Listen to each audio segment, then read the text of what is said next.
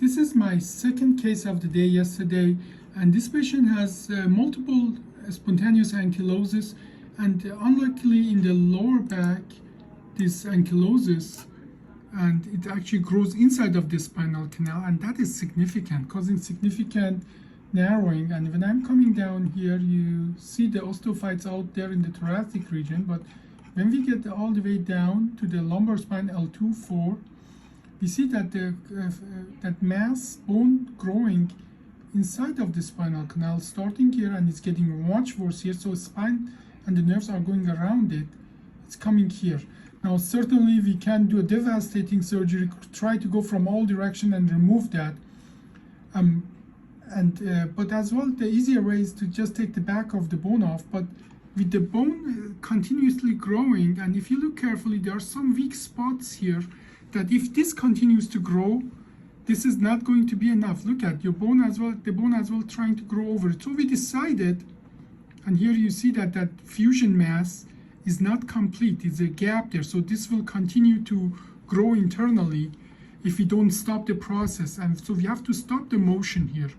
So we decided to do an Ollif for this procedure minimally invasively. And the same setting, actually, then I went and removed the lamina, the bone in the back here, to give it space. And I'm going to show you now the pictures of the surgery, which shows what exactly we did. But before we do that, I want to show as well the some other pictures here, especially this picture in the side. I'm going to make it bigger. Look at the bone that's trying to grow by itself around that, but it's just not successful, and that increases the bone growth in wrong places. Now, these are the films from yesterday. We did a Ollif for 2 to 4. I'm identifying the midline, the marking of the disc base, and here I'm setting up the space here. You see the bone osteophyte in both places. So I'm going inside of the disc now, and I want you to see that when I'm there and I have to bypass all these osteophytic changes, it's possible. And do you see that this still increases the disc distance? That means that whatever growth is there is not good enough. So there's still motion there that makes the bone hit the bone and grow more. So here, if it was completely growing, that motion wouldn't exist. So, and here we are doing the disc work and put a spacer in. And again, you see that that increases the disc distance. And then we put K-wires in the disc base, the same in the second disc. Again, pay attention that once the dilator is in, you see that actually the distance increases. That means that, again, even though there is some bone growing inside of the spinal canal, that is not a good bone and does not provide any stability. We have to stop that motion. And here we are putting the cage in.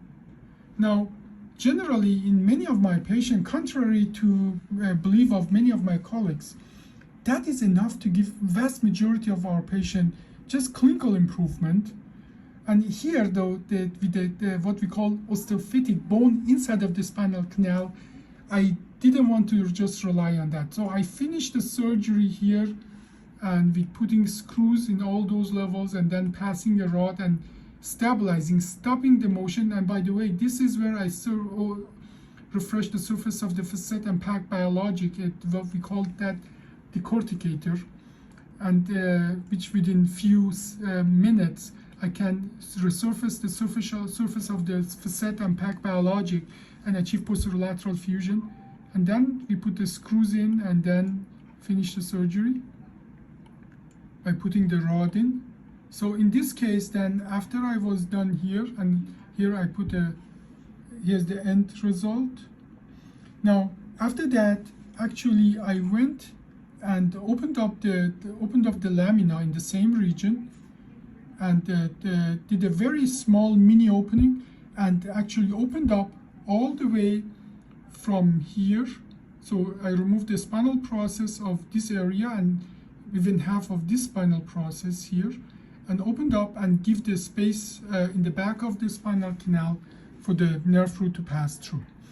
Patient just reported to me that the leg pain is gone and she's already ambulating and most likely will be able to go home, if not today, latest tomorrow. I'd like to ask for your permission to use this video for educational purpose and on the internet. That's fine. Tell me, how was your day today? Pretty good. What did you do? I got up and I was able to walk almost all the way down to the nurse station and back. And back. And you told me that the physical therapy has cleared you. Tell me, what did they tell you? They told me that I was able to go home today.